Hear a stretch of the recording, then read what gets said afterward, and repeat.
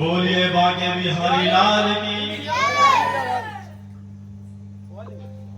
इस कथा प्रांगण में उपस्थित सभी संतजन, अतिथिगण, भक्तगण, हमारे पूज्य माताएं, पूज्य बहनें, हमारे प्रिय भाई, प्रिय मित्र, पूज्य श्री कथावाचिका जी, किशोरी जी एवं दृश्य एवं अदृश्य शक्तियां, मैं आप सभी को हृदय से नमन करता हूं, अभिनंदन करता हूं, सादर प्रणाम करता हूं।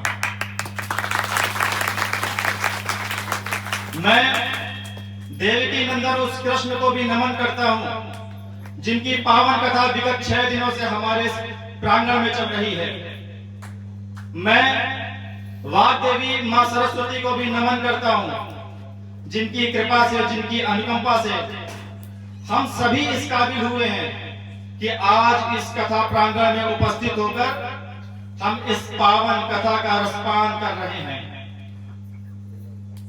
हम सभी इस भागवत कथा को सुनने के लिए यहां मौजूद हुए हैं, लेकिन जब हम इस कथा प्रांगण में आए हैं तो हमारे मन में एक प्रश्न होना चाहिए, और यह प्रश्न नवयुवकों के मन में आता भी है कि हम इस भागवत कथा का रसपान क्यों करें, हम इस भागवत कथा को क्यों सुने, हम क्यों वहां पर जाकर के 4 से 5 घंटे यूं ही बैठे रहें।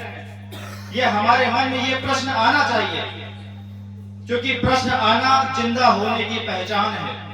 अगर आप मनुष्य हैं तो आपके अंदर प्रश्न आना चाहिए। अगर आप इस भागवत कथा को सुनने आए हैं तो मैं आपके इस प्रश्न का उत्तर दूंगा। इस भागवत कथा का रसपान किसने किया था? राजा परीक्षित ने। राजा परीक्षित कौन थे? राजा परीक्षित महान धनुर्धर अर्जुन के पौत्र थे, अभिमन्यु के पुत्र थे। एक बार राजा परीक्षित शिकार करने गए। शिकार करते करते उनको प्यास लगी। वो एक कुटिया में गए। एक धर्मात्मा, एक महान आत्मा ऋषि शमीक वहां पर तपस्या में लीन थे। राजा ने उनसे कहा कि महात्मा, मुझे प्यास लगी है, मुझे जल दीजिए। महात्मा ने कोई ध्यान नहीं दिया। राजा परीक्षित ने फिर से कहा कि महात्मा, मुझे प्यास लगी है, मुझे जल दीजिए। लेकिन राजा परीक्षित की ओर महात्मा ने कोई ध्यान नहीं दिया। अब आप सोचिए कि आपके बगल में कोई प्रतिष्ठित पद का कोई भागीदारी खड़ा हो, कोई भागीदार खड़ा हो, अगर आपके बगल में कोई विधायक आके खड़ा हो जाए तो आप कितने भी बड़े तपस्वी क्यों ना हो, आप सब कुछ छोड़कर के उसकी सेवा में लग जाओगे। लेकिन ऋषि शमीक ने ऐसा नहीं किया। वो अपनी तपस्या में लीन रहे। राजा परीक्षित चूंकि स्वभाव से राजा थे, उनको क्रोध आ गया। क्रोध के वशीभूत होकर के उन्होंने एक मृत सर्प को, अर्थात मरे हुए सर्प को उस ऋषि के गले में डाल दिया। फिर भी उन ऋषि ने कोई प्रत्युत्तर नहीं दिया। वो शांत मुद्रा में ही बैठे रहे। जब ऋषि शमीक के पुत्र को पता लगा, ऋषि श्रृंगी को, तो वो बहुत क्रोधित हुए। उन्होंने राजा परीक्षित को यह श्राप दिया कि आज से 7वें दिन एक तक्षक नाग के काटने से तुम्हारी मृत्यु हो जाएगी। अब राजा परीक्षित बहुत व्याकुल हो गए,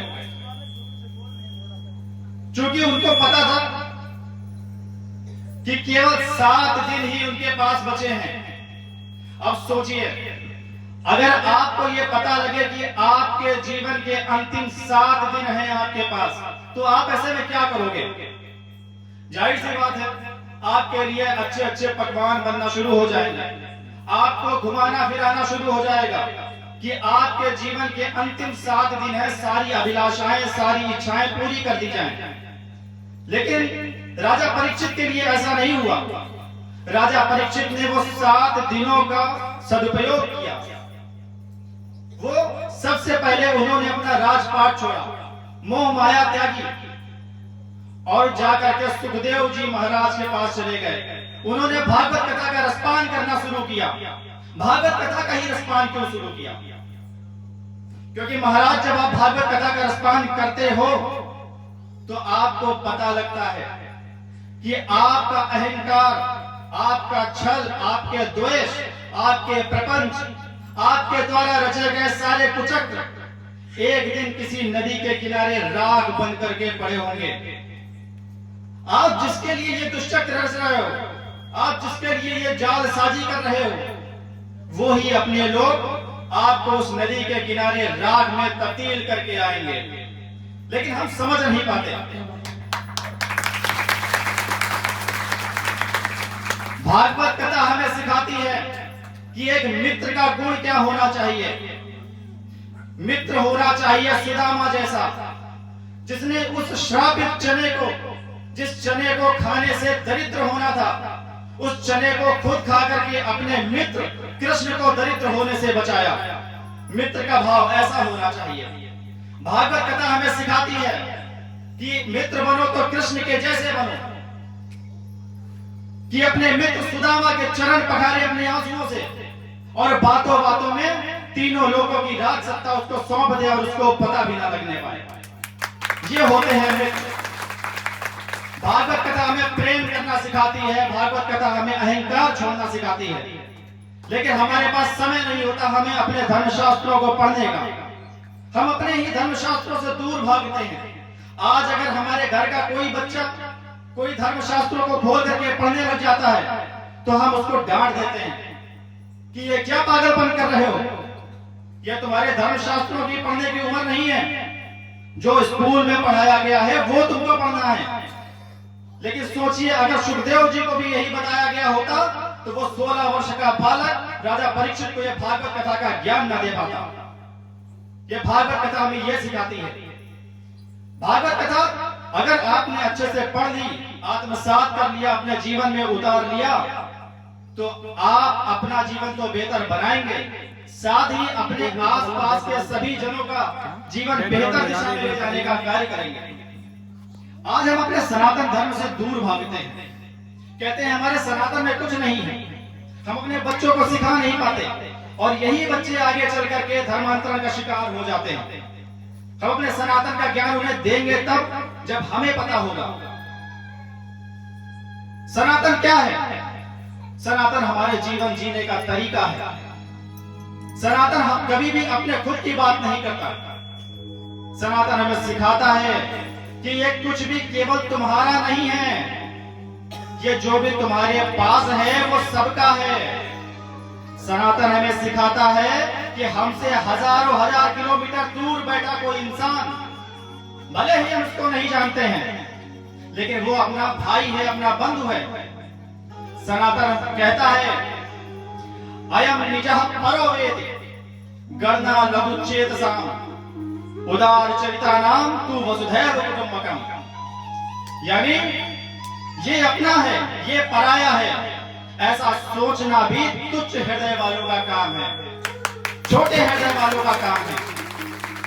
जो उदार हृदय के होते हैं, बड़े हृदय के होते हैं, उनके लिए तो वसुधैव कुटुंबकम, ये वसुधा ही, ये धरती ही कुटुंब के समान है, परिवार के समान है। हमारी वैदिक कथाएं ये कहती हैं, वैदिक प्रार्थनाएं ये कहती हैं कि अगर ईश्वर हमारे सामने अवतरित भी हो जाए तो उससे केवल खुद के लिए कुछ नहीं मांगना, मांगना है तो सबके लिए मांगना है। सर्वे भवन्तु सुखिनः सर्वे सन्तु निरामया सर्वे भद्राणि पश्यन्तु मा कश्चित् दुःख भाग भवेत्। सभी सुखी हो, सभी निरोगी रहें, किसी को भी दुख ना आए, सभी भक्तता का आचरण करें, ये हमारा सनातन सिखाता है। लेकिन इसके लिए आपको सनातन को जानना होगा। आज हमारे पास समय ही नहीं है सनातन के लिए। आज हम बॉलीवुड, हॉलीवुड ये सब खूब देखेंगे, दूसरे धर्मों की कथाएं सुन लेंगे, लेकिन अपने ही आराध्यों से दूर भागेंगे। हम जानने की कोशिश नहीं करते कि कृष्ण कौन है। हम शिव जी पर रोज जलाभिषेक करते हैं, लेकिन शिव जी के बारे में नहीं पढ़ते। आज अगर पूछ लेंगे शिव जी कौन है तो हमें नहीं पता शिव जी कौन है। हम केवल उनके वो भगेड़ी नशेड़ी की संज्ञा ही देते रहते हैं। क्या आपको पता है शिव जी कौन है? हम हमेशा कहते हैं कि भांग तो शिव जी ने भी पी थी, कृष्ण जी के बारे में पूछ ले तो उनके बारे में हमें कुछ नहीं पता। हम तभी प्रश्न चिन्ह खड़ा करते हैं कि ये कृष्ण कौन है। अरे वो कृष्ण जो माखन चुराते फिरते थे, वो कृष्ण जो लड़कियों के कपड़े चुराते फिरते थे, वो कृष्ण जिसने महाभारत का युद्ध करवाया और स्वयं अस्त्र शस्त्र नहीं उठाए। हम प्रश्न चिन्ह उठाते हैं। सोचो, यही प्रश्न चिन्ह अगर कोई विधर्मी आपसे पूछता जो कि आपके धर्म का नहीं होता, तो क्या आप इस प्रश्न का उत्तर दे पाते? वो आपको ऐसी ही बातों से आपके विचार बदल देता। आपको जानना होगा कि श्री कृष्ण ने महाभारत का युद्ध नहीं करवाया था।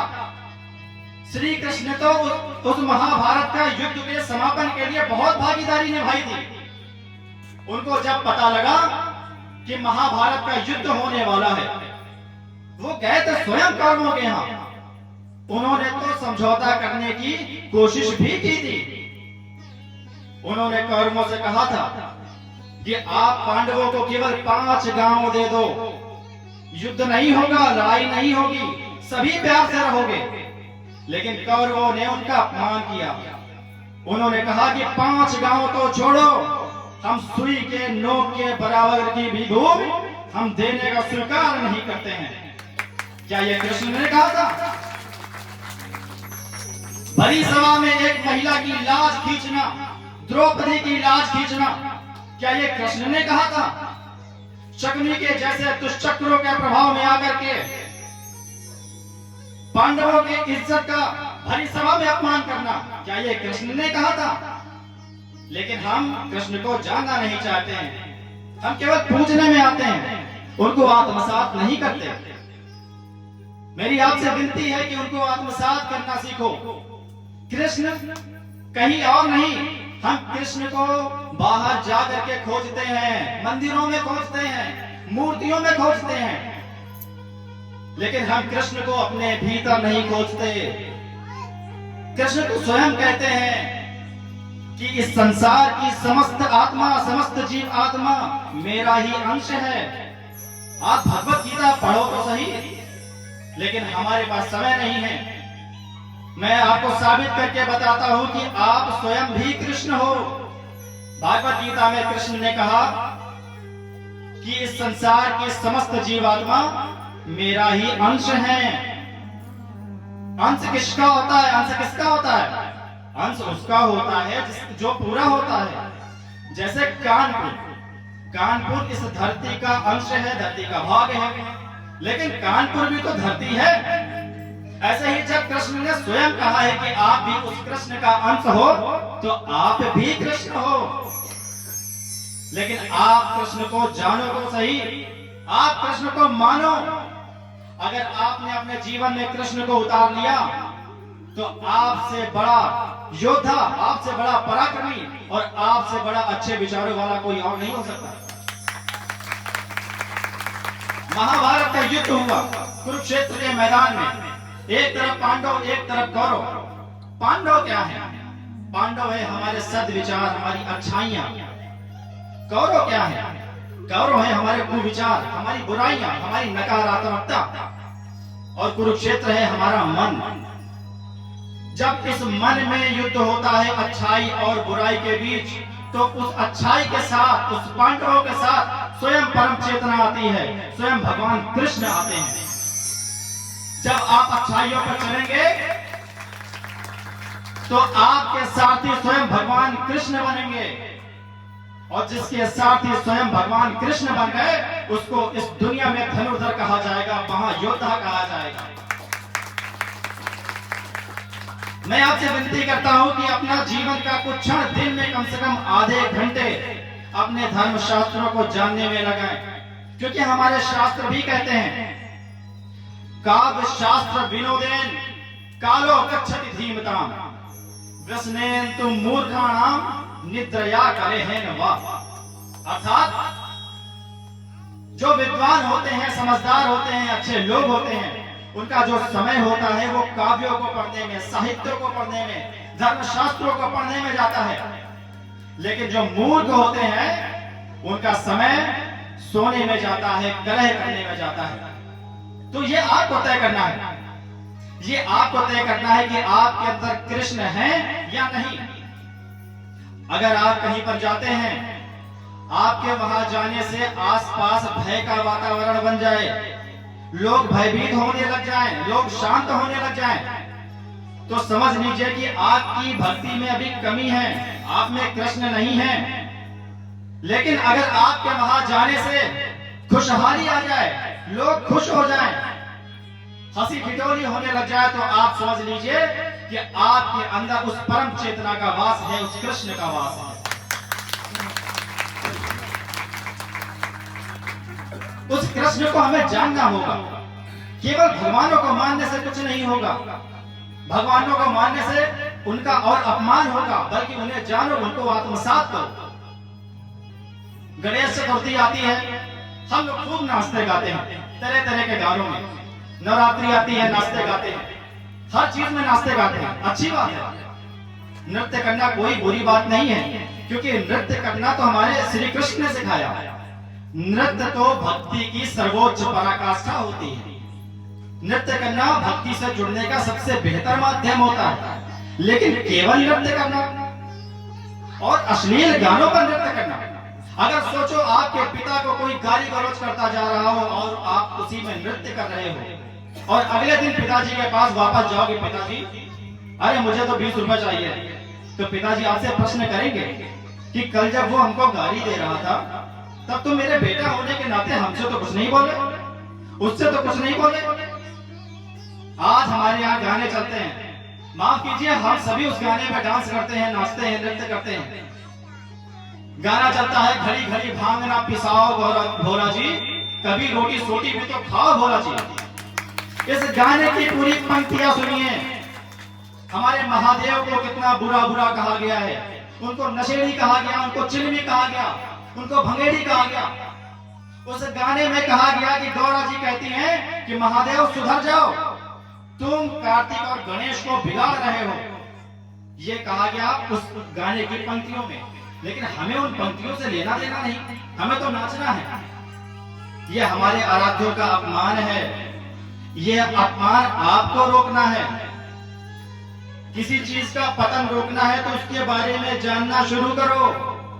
बाकी धर्म वाले कितना जानते हैं, लेकिन आज अगर हमसे हमारे आराध्यों के बारे में पूछा जाए, जिसको भी आप मानते हो, मैं कहता हूं 9 दुर्गा चल रही हैं, आप देवियों की पूजा करते हो, अगर मैं देवी के 9 स्वरूप पूछ लूं तो शायद ही कोई बता पाएगा। यह हमारे धर्म का अपमान है। केवल मां दुर्गा के सामने दीपक जलाने से कुछ नहीं होता। मां दुर्गा के आदर्शों को ग्रहण करो। मां दुर्गा कौन थी वो जानो, महिषासुर कौन था, क्यों उसका वध किया वो जानो, क्यों ब्रह्मा विष्णु महेश ने अपने दिव्य शक्ति से मां दुर्गा को उत्सर्जित किया, उसको जानो। लेकिन हम जानने की कोशिश नहीं करते। नवरात्रि आती है, कलश रख देते हैं, घर में कन्याओं को बुलाते हैं, उनका पूजन करते हैं, लेकिन वहीं जब बाहर जाते हैं तो हमारे समाज की महिलाओं का अपमान होता है। वो भी तो देवी है, उसमें भी तो देवी का अंश है ना। जो देवी के 9 रूप 9 दिनों में पूजते हैं, वो एक महिला के 9 स्वरूपों की गाथा है, स्वरूपों की कथा है। आप 9 देवियों के नाम निकालना, वो किसके प्रतीक हैं वो निकालना, आप देखोगे कि हर नारी में वो देवी का वास है। लेकिन हम नहीं करते। आज अगर हमारे सनातन ने इतना देवियों के प्रति सम्मान दिया है कि शायद ही कोई धर्म ऐसा होगा। हमारे सनातन ने हमारी सबकी प्यास बुझाने वाली, हम सबकी जीवनदायिनी नदियों को मां बुलाया है, स्त्री लिंग की संज्ञा दी है। जब वो नदी बहती है तो मीठा पानी होता है, ठंडा पानी होता है, उसको स्त्रीलिंग कहा गया है। वो मां बुलाई जाती है, कहा जाता है नदियां बह रही है। लेकिन वो जब नदी समंदर में मिल जाती है, जब वो खारी हो जाती है, तो उसको पुल्लिंग की संज्ञा दी जाती है। वो खारा हो जाता है, समंदर हो जाता है, लेकिन जब तक वो मीठा रहा, वो नदी रही, स्त्रीलिंग रही। हमारे सनातन के सिवा स्त्रियों को इतना आदर सम्मान कहीं मिला नहीं है। हमें अपने देवियों को जानना है। कौन है वो माँ दुर्गा, कौन है वो कृष्ण। हम विगत 6 दिनों से पावन कथा का रसपान कर रहे हैं, लेकिन फिर भी हमारे मन में कई प्रश्नों की गांठें अभी भी हैं जो अनसुलझी हैं, जिनको सुलझाना बाकी है। हम कृष्ण पर प्रश्न चिन्ह उठाते हैं। हमारे कृष्ण ने तो एक ही बात कही, यदा यदा ही धर्मस्य ग्लानि भवति भारत अभ्युत्थानम अधर्मस्य तदात्मानं सजामहम्। जब जब भी इस धरती पर अधर्म बढ़ेगा, धर्म की हानि होगी, तब तब मैं अवतरित होऊंगा। हमें कृष्ण से भक्ति ऐसी करनी चाहिए जैसे जब नदियां समंदर से मिलती है तो अपना अस्तित्व खो देती है। हमें भी भक्ति उसी तरह करना चाहिए। ये नवरात्रि हमें सिखाती है कि हमें महिलाओं के प्रति कितना आदर, कितना सम्मान, कितना आभारी होना है। हमें नवरात्रि से सीखना है। हमारे यहाँ का हर पर्व हमें कुछ ना कुछ सिखाने आता है, हमें बताने आता है, लेकिन हम हर पर्व को केवल नाच गाने में बिता देते हैं। ये आपको तय करना है कि आपको अपना धर्म, अपना सनातन, अपने आराध्यों को बचाना है या उनका पतन करना है। हम महादेव के जाके सामने जाकर के सिर्फ मांगते हैं, उनसे सीखते कुछ नहीं। अगर हम अर्जुन बन जाएं, अगर हम कृष्ण की बातों को मान लें, महाभारत में श्री कृष्ण तो सबको दिखे थे। अगर आपके सामने स्वयं खड़े हो जाएं, दर्शन भी दे दें, तो इस बात की कोई गारंटी नहीं है कि आपको मोक्ष ही मिलेगा, आपको स्वर्ग ही मिलेगा। क्योंकि महाभारत के युद्ध में सभी को श्री कृष्ण दिख रहे थे, सभी के सामने श्री कृष्ण थे, लेकिन श्री कृष्ण ने अपना विराट रूप उसी को दिखाया जो उनके आदर्शों पर चला, जो उनकी बातों को मानता रहा, वो है अर्जुन। आपको अगर अर्जुन बनना है तो आपको कृष्ण दिखेंगे। ये तय आपको करना है कि आपको कृष्ण को देखना है या सिर्फ ये आडंबरों में पड़ते रहना है। आप अपने अंदर के कृष्ण को खोजिए। आप कृष्ण से कहिए, जब जब ये दुनिया मुझे गिराने लगती है, तब तब ऐ कृष्ण मुझे तेरी याद आने लगती है। जब जब ये दुनिया मुझे गिराने लगती है, तब तब ऐ कृष्ण मुझे तेरी याद आने लगती है।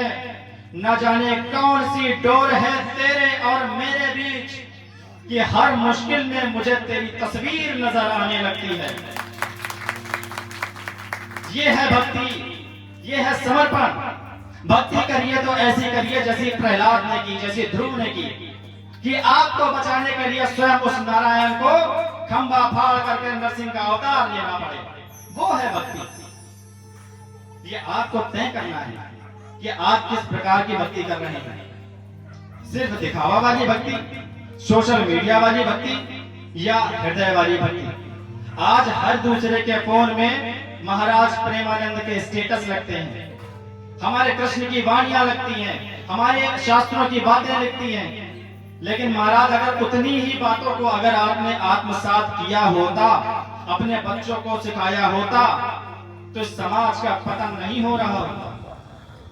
आज हमारे यहाँ एक से टॉपर्स आत्मदाह की ओर बढ़ जाते हैं। क्यों? क्योंकि हमने उनको सिखाया है, हमने बच्चों को सिखाया है कि अच्छे नंबर लाना ही अच्छे व्यक्ति की पहचान होती है। हम उनको सिखाते हैं कि पड़ोसी का बेटा देखो कितने अच्छे नंबर लाता है, और तुम जिसे सब कुछ दिया, फीस भी देते हैं, 2-2 कोचिंग लगाए हैं, और फिर भी देखो अच्छे नंबर तक नहीं आते। उस बच्चे को ये हो जाता है कि अगर वो अच्छे नंबर नहीं लाएगा, इसका मतलब वो अच्छा व्यक्ति नहीं है, समाज उसको स्वीकार नहीं करेगा। यही बच्चा जब आगे जाता है, कोई तैयारी करता है, कोई कंपटीशन की तैयारी करता है, और उसके अच्छे नंबर नहीं आते, वो असफल हो जाता है, तो वो मजबूरी में आत्मदाह की ओर बढ़ जाता है। क्योंकि हमने उन्हें सिखाया नहीं, हमने प्रभु राम का संघर्ष नहीं सिखाया, हमने श्री कृष्ण का संघर्ष नहीं सिखाया। अगर हमने बताया होता कि प्रभु राम ने भी 14 साल वनवास में काटे थे, तब जाकर के वो राम से मर्यादा पुरुषोत्तम राम बने थे। संघर्ष तो एक सफल इंसान की पहचान है। हम उनको पहले से ही डरवा देते हैं कि अच्छे नंबर लाओ। इस समाज में जितनी भी महान विभूतियां हैं उनको आप उठा करके देखना, अच्छे नंबर उनकी पहचान नहीं है, अच्छा व्यक्तित्व बनना जरूरी है। आज बड़े बड़े आतंकवादी को आप देखना, बहुत पढ़ा लिखा होगा, MBBS किए होगा, IITians होगा, लेकिन वो आतंकवादी है। क्यों? क्योंकि उसको व्यक्ति बनना सिखाया गया, व्यक्तित्व नहीं सिखाया गया, उसको आदर्श नहीं दिए गए। अगर उसको आदर्श सिखाए जाते तो इस समाज में वो अहम भूमिका अदा करता। ये आपको तय करना है कि आपका बच्चा किस ओर जाए। धर्मशास्त्रों को पढ़ने का मतलब ये नहीं होता कि वो सन्यासी बन जाएगा। मैं भी पढ़ता हूं और देखिए मैं आपके सामने खड़ा हूं। आप भी अपने बच्चों को सिखाएं, कम से कम रोज आधे घंटे अपने यहाँ के धर्मशास्त्रों को तो पढ़ें। हम माँ दुर्गा को देखते हैं, उसमें माँ दुर्गा के लिए कहते हैं या देवी सर्वभूतेषु शक्ति रूपेण संस्थिता। वो देवी जो हर जीव में शक्ति के रूप में है। अच्छा, वो हर देवी में है तो हर देवी का अपमान क्यों? आज हमारे समाज में महिलाओं के प्रति हिंसा बढ़ती जा रही है। क्यों? क्योंकि कहीं ना कहीं हम बच्चों को आदर्श नहीं दे पा रहे हैं, उनको व्यक्तित्व को निखार नहीं पा रहे हैं। ये आपको तय करना है। मैं ज्यादा बातें नहीं करूंगा क्योंकि समय की सीमा होती है और पूज्य किशोरी जी को भी अपनी कथा वापस से शुरू करनी है। मैं आप सभी का बहुत बहुत अभिनंदन करूंगा, बहुत सादर प्रणाम करूंगा सभी को कि आप सभी ने मुझे यह सुअवसर दिया कि मैं अपने विचारों को, अपने शब्दों को आपके समक्ष प्रकट कर रहा हूं, आपके समक्ष रख रहा हूं। फिर भी अगर मुझसे कुछ भूल हुई हो, मेरे शब्दों से शायद आप आहत हुए हो, तो वैसे तो मैं माफी मांगना नहीं चाहता हूं क्योंकि ये कटु सत्य है। फिर भी मैं मांग लेता हूं क्योंकि इस समाज की पहचान है कि माफी मुझसे रोकता हूं। मैं बस यही से अपने शब्दों को विराम देता हूं और आप सभी से एक बार फिर से निवेदन करूंगा कि अपने धर्मशास्त्रों को पढ़िए, अपने धर्मशास्त्रों को जानिए, क्योंकि उसमें जीवन का सार है। कम से कम रोज आधे घंटे जाने की कृष्ण कौन है, राधा कौन है। राधा कोई और नहीं है, कृष्ण ही है। मैं अंतिम में बस दो पंक्तियां बोलूंगा। राधा है श्याम की श्वासों में, श्याम राधा की पहचान है प्यारे। दो देह भले अलग दिखते हैं पर एक ही उनके प्राण है प्यारे। मैं इन्हीं शब्दों के साथ अपने वाणी को विराम दूंगा। आप सभी को हृदय से नमन करता हूं। जय श्री राधे।